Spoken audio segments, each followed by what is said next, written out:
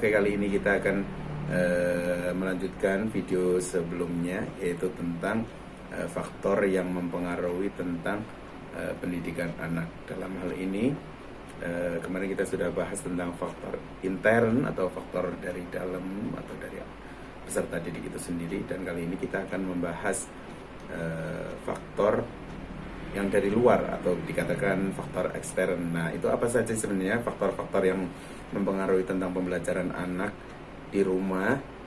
Faktor apa saja sih yang mempengaruhi terhadap pembelajaran anak dalam proses pendidikannya, ya, pendidikan Islam dalam keluarganya, di dalam keluarga itu apa saja yang mempengaruhinya?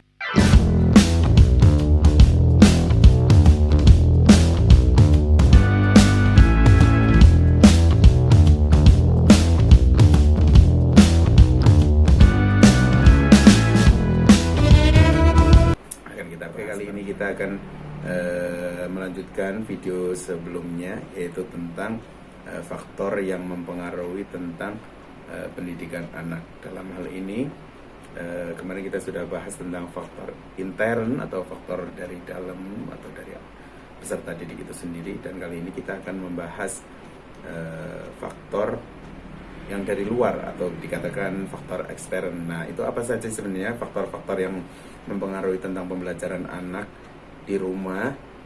Faktor apa saja sih yang mempengaruhi terhadap pembelajaran anak dalam proses pendidikannya, ya, pendidikan Islam dalam keluarganya, di dalam keluarga itu apa saja yang mempengaruhinya? Akan kita bahas bareng-bareng. Namun sebelumnya, yang belum subscribe, silakan Anda subscribe. Yang belum komen, like, jangan lupa untuk selalu video saya dikritisi, karena kritik dari Anda pasti kritik yang membangun untuk saya menjadi lebih baik dalam memberikan video-video yang saya bikin di sini, mungkin supaya lebih bermanfaat untuk Anda. Mungkin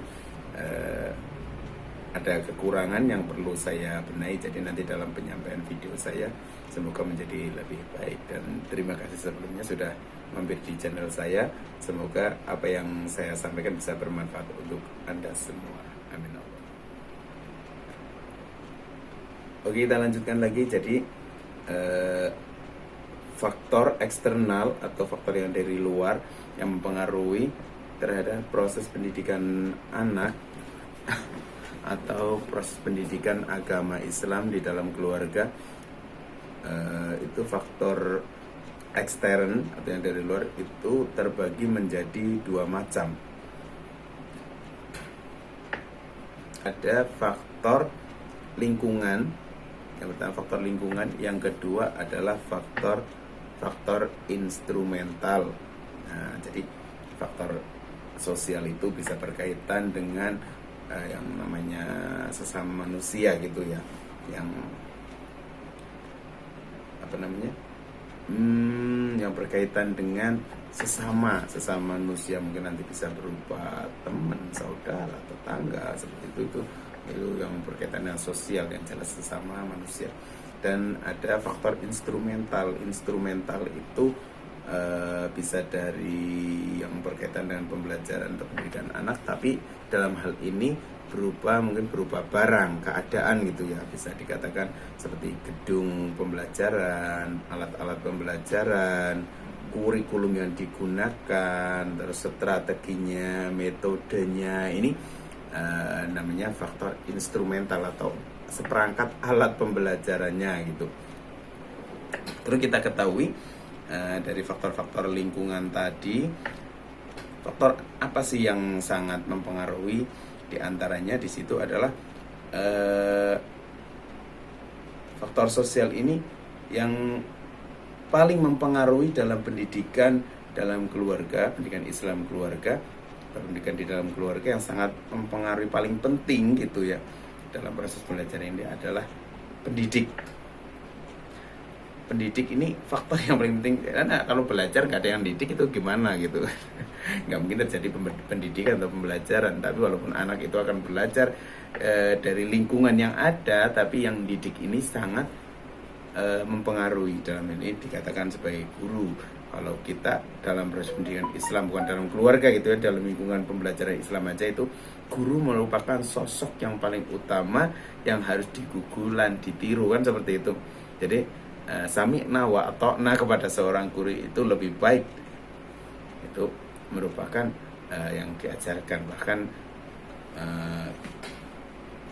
Sayyidina Ali karramallahu wajhah itu kan pernah menyampaikan, saya mau menjadi budaknya orang yang pernah mengajarkan alif pada saya. Itu kalau nggak salah itu kan ada yang menyebutkan seperti itu ya.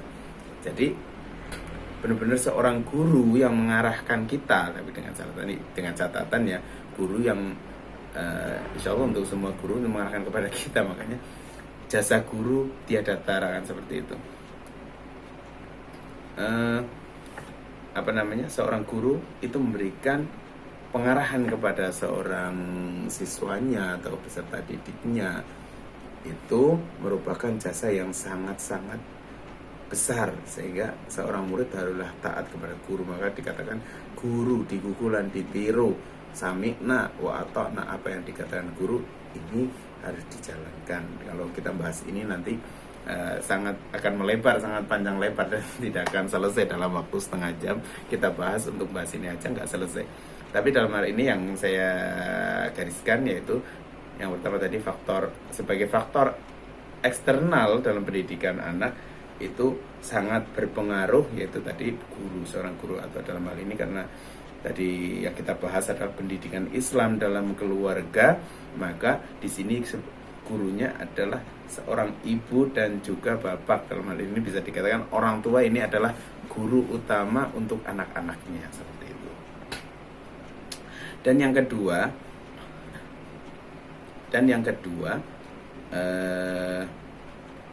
tadi guru ya, ini bisa yang mempengaruhi faktor eksternalnya adalah teman belajar. Dalam hal ini teman belajar mungkin karena di rumah mungkin saudaranya, ataupun belajar di dalam rumahnya, di situ ada bibi atau ada siapa yang di rumah, dan pembelajaran itu juga akan mempengaruhi. Atau teman belajarnya di situ juga punya kakak adik, itu akan pengaruh terhadap pembelajaran dan pola pikirnya. Karena seorang kakak dan adik itu umumnya yang rentangnya berbeda, nanti dalam pembelajarannya kalau dikasih pelajaran sama, nanti satunya sudah paham, satunya belum paham sama aja. Jadi harus ada pengelompokan. Jadi teman ini berpengaruh, merupakan ini faktor yang mempengaruhi terhadap pendidikannya. Jadi nanti dalam pemilihan metode pun harus dibedakan, dalam prosesnya harus dibedakan. Ini yang udah gede gimana sih cara ngajarnya, kalau yang masih kecil gimana mengajarnya. Masa anak yang 5 tahun sama yang udah 10 tahun mau disamain? Kalau yang gede udah punya kesalahan kan harus kita marahin, kita kasih tahu dengan cara diberitahu dengan yang kata-kata yang mudah memahamkan. Kalau anak kecil kan harus dikasih mainan dulu, mungkin diapain gitu supaya dia nurut, nggak marah, tapi dia mau untuk melakukan pembelajaran. Itu yang lebih baik, itu kan seperti itu. Jadi ada metodenya sendiri-sendiri. Tapi dalam hal ini teman di sini juga nanti akan sangat berpengaruh terhadap pembelajarannya. Terus yang selanjutnya itu adalah saudara. Tadi kalau teman mungkin ya teman belajar orang di luar mungkin datang ke situ juga pengaruh. Terus saudara yang ada di lingkungan keluarga ini juga akan sangat berpengaruh terhadap pendidikan anak. Ketika seorang anak dididik oleh keluarganya tapi ada saudaranya yang mempengaruhi, dan ini walaupun kita tetap bukan untuk menilai saudara kita dengan nilai yang jelek atau apa ya, dalam hal ini pengaruh di sini contohnya anak kita sudah dikasih pembelajaran yang bagus, tapi ada saudara kita yang ternyata keluarganya malah membiarkan anaknya untuk selalu bermain gadget, selalu untuk bermain keluar, nggak pernah diperhatikan pendidikannya dan lain sebagainya. Nanti ketika ketemu, bisa si anak kita nanti ajak main sama teman saudara kita, diajak main, diajak pergi, diajak nonton, diajak bermain gadget dan lain sebagainya. Padahal di keluarga kita anak dididik supaya nggak terlalu banyak gadget. dididik supaya nggak bermain seperti ini, dididik supaya menjadi tidak terlalu banyak untuk bermain-main, dididik untuk selalu seperti ini. Nah ini, jadi si teman ini dari saudara ini akan mempengaruhinya. Ini merupakan faktor juga. Ini harus diperhatikan, tapi tanpa kita harus menuduh bahwa dia adalah seorang jahat. Tapi ini kita yang harus bagaimana cara mendidik anak kita supaya faktor ini dalam mempengaruhi anak kita, jangan sampai anak kita itu terpengaruh oleh dari yang faktor luar, dari luar gitu ya. Ini hanya contoh, sekedar contoh saja. Mungkin dari tetangga kita, jadi tetangga kita punya tetangga, seperti tadi saya katakan teman gitu, dalam proses pembelajaran di rumahnya anak itu kan ada teman, ada saudara, ada yang lainnya, itu akan mempengaruhi terhadap proses pendidikannya. Kadang seorang anak ketika mau belajar tapi temannya datang ngajak main, kadang itu anak itu pinginnya main bukan belajar. Saya mau diajak main, saya mau main dulu gitu, padahal ini waktunya belajar, belajarnya nanti aja. Nah ini faktor seperti ini nih pengaruh terhadap pendidikannya, terhadap pola pikirnya. Nah ini tugas kita sebagai orang tua, gimana caranya anak mau belajar dulu. Tapi ya harus dikasih metode-metode yang akan kita bahas pada video-video selanjutnya. Jadi faktor ini merupakan faktor eksternal yang berupa lingkungan sosial gitu ya. Dan yang kedua, dari faktor eksternal yang kedua ini tadi adalah faktor instrumental. Faktor instrumental ini kalau di dalam sekolah itu merupakan gedung pembelajaran, termasuk metode yang digunakan, medianya, kurikulumnya, terus sarana, ini pengaruh. Kita bahas satu persatu ya. Jadi dalam hal ini salah satu contoh atau faktor yang tadi saya sebutkan sebagai faktor instrumental adalah ruang belajarnya. Bagaimana sih supaya anak bisa betah belajar di rumah, dikasih ruangan sendiri, ini ruang belajar untuk anak, dikasih tempat yang nyaman untuk belajar, dikasih tempat yang leluasa biar anak itu bisa belajar. Bisa mungkin di teras, mungkin kalau Anda punya gazebo gitu di rumah atau di apa, dikasih tempat di situ nggak masalah. Yang penting anak mau belajar. Yang penting anak belajar dengan senang hati dan ilmunya akan meresap kepada dia. Kasih tempat yang anak lagi cocok, mungkin kasih ini nggak masalah, nggak harus monoton di situ, karena pembelajaran itu kan, yang tujuan pembelajaran itu kan supaya anak itu memahami apa yang ia pelajari, bukan harus di situ, tapi supaya gimana sih anak itu mau belajar dan bisa mendapatkan apa yang ia pelajari kan di situ. Itu salah satunya. Tapi syukur-syukur di tempat itu yang sama disediain tempat yang selalu menetap di situ, cuma kondisi atau suasananya dirubah mungkin juga bisa. Nanti itu termasuk metode dalam proses pembelajarannya. Nanti itu juga akan sangat pengaruh, itu bisa dibahas dalam proses pembelajaran. Dan selanjutnya salah satu proses faktor instrumental yang lainnya itu media pembelajarannya. Jadi media untuk belajar ini juga mempengaruhi terhadap pendidikan anak. Bagaimana sih anak dilatih untuk belajar Al-Quran, disuruh belajar Al-Quran tapi Al-Qurannya nggak ada, lah gimana? Nah, ini Al-Quran media, terus dikasih mic gimana supaya senang anak, bagaimana sih? Dikasih headset, dikasih mic, mikrofon dan lain sebagainya supaya anak itu mau hafalan dan lain sebagainya, seperti itu. Terus dikasih media yang bagus, dikasih gambar-gambar atau apa supaya ditempel di seperti ini. Ini termasuk media pembelajaran anak. Bagaimana sih anak supaya senang lihat baca ini, ada tulisan ini kan seperti ini. Mungkin Anda bisa mempunyai kreasi yang lebih banyak. Kalau Anda lihat di media-media itu kan banyak sekali. Jadi nanti bisa digunakan untuk pengembangan pembelajaran atau pendidikan anak di dalam keluarga. Itu bisa menggunakan media-media yang lain. Salah satunya mau sholat, pembelajaran tentang sholat ya harus medianya ada sajadah. Kalau perempuan harus ada mukena, harus ada tempat untuk sholatnya gitu kan. Jadi peralatan itu, media yang akan digunakan itu harus dimiliki. Jangan sampai anak dididik sholat tapi nggak dibelikan mukena. Nah, itu faktor yang bisa mempengaruhinya juga. Jadi anak ketika diberikan mukena, dia secara otomatis, saya punya mukena, saya senang, saya mau sholat gitu. Kalau yang laki-laki diberikan kopiah, yang diberikan sarung, anak akan mau ngaji, dikasih sarung, seneng dengan pakai sarung, dikasih pakaian yang bagus untuk ngaji, ini khusus untuk ngaji ya, iya, anak akan seneng. Jadi ini faktor eksternal yang berupa media untuk pembelajaran. Dan selanjutnya termasuk kurikulum atau materi atau kurikulum yang akan digunakan. Ini sangat pengaruh juga terhadap pendidikannya. Kita sesuaikan anak yang umur 5 tahun harus pembelajaran apa. Mungkin masih dilatih hafalan alif, bata gitu ya, a, bata saja. Dan yang kalau udah agak gede lagi dilatih untuk menulis alif, bagaimana cara menulis alif dan lain sebagainya. Kalau dalam itu mungkin akan diajari dengan seperti ini, mengeja, rasa, sana dan lain sebagainya. Ini jadi kurikulum yang akan dikasihkan kepada anak itu apa. Umur 7 tahun dilatih untuk berlatih sholat, dikasih hafalan, kembali hafalan. Kalau dari 5 tahun alif bata, doa-doa, mau tidur dikasih pengajaran atau pendidikan, dilatih berdoa. Jadi ketika mau tidur, ini yang paling mudah biasanya orang-orang dulu gitu. Jadi orang tua saya gitu kalau mau tidur itu disuruh baca doa bismika Allahumma ahya bismika amu, terus disuruh hafalin kulhu 3 kali, disuruh baca surat al-falaq, an-nas dan lainnya katanya mau jadi di samping diceritain disuruh hafalan, tapi nggak kerasa ketika karena udah jadi kebiasaan hafal dengan sendirinya. Ini metode yang sangat luar biasa, udah dipraktekkan sama orang-orang dulu, orang tua saya seperti itu. Terus ketika mau makan, anak kecil itu dilatih.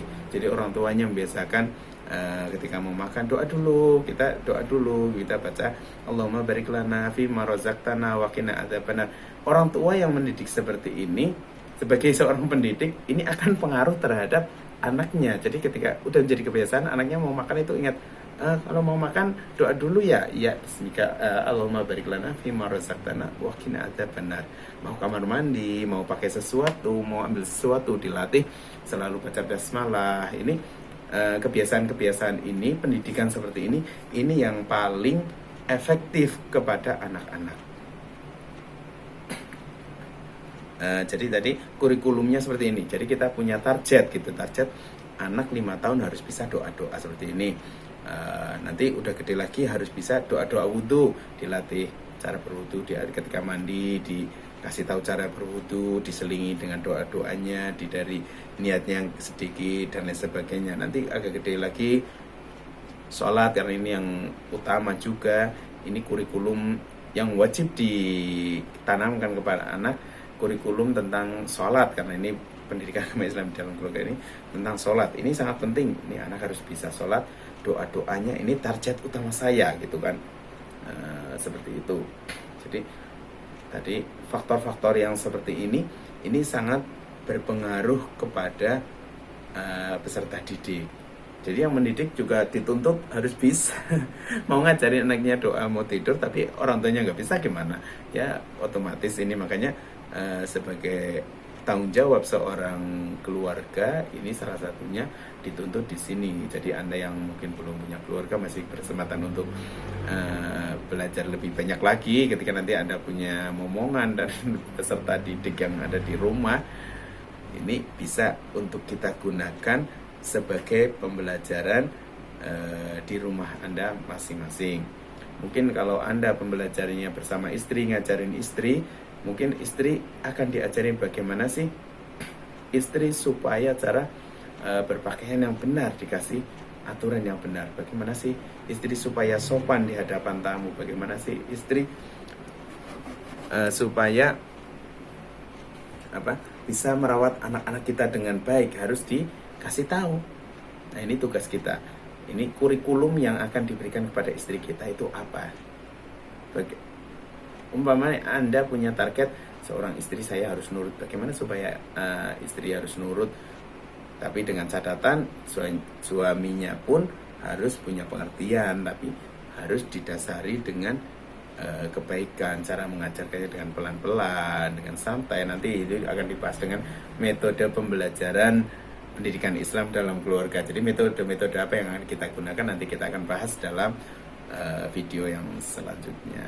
Mungkin faktor-faktor ini sangat berpengaruh terhadap pendidikan dalam keluarga, khususnya pendidikan Islam. Seperti tadi, sebenarnya masih banyak lagi kalau dibahas, tidak akan selesai dalam waktu yang sebentar, tapi mungkin ini akan banyak sekali. Mungkin kolom komentar di bawahnya, atau mau bertanya silahkan, bisa Anda langsung tanya di nomor WhatsApp yang ada di bawah ini ya. Bisa sebutkan 087745511467, ini nomor WhatsApp. Bisa Anda, saya saling sharing di sini, yang mau tanya mungkin sedikit banyak nanti bisa kita saling berbagi informasi yang semoga bermanfaat untuk kita bersama-sama